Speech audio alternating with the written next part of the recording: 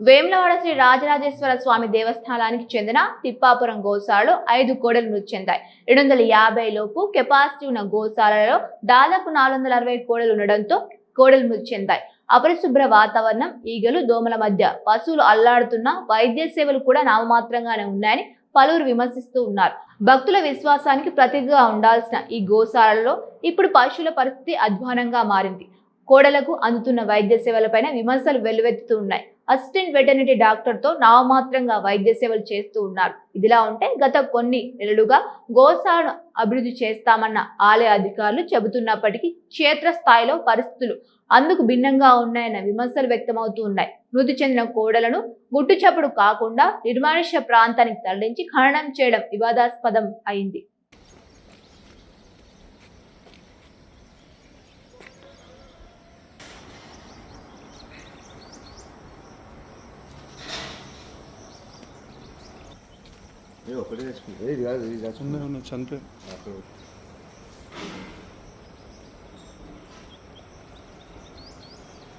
తెలంగాణకు సంబంధించి పవిత్ర పుణ్యక్షేత్రం రాజన్న క్షేత్రం.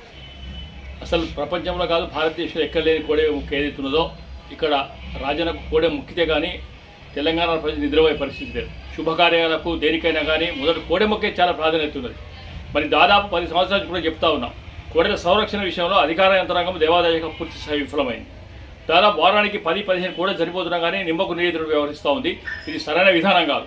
మత విశ్వాసాలు లేకుండా భక్తుల మనోభావాలు దెబ్బతినే ప్రయత్నం చేస్తూ ఉంది కనుక ఈ దాని దర్యాప్తు ఖచ్చితంగా జరగాలి. కలెక్టర్ గారిని మేము డిమాండ్ చేస్తూ ఉన్నాం. జరిగిన దాని మీద పూర్తి స్థాయి విచారణ జరపాలి. అసలు ఎందుకు చనిపోతూ ఉన్నాయి?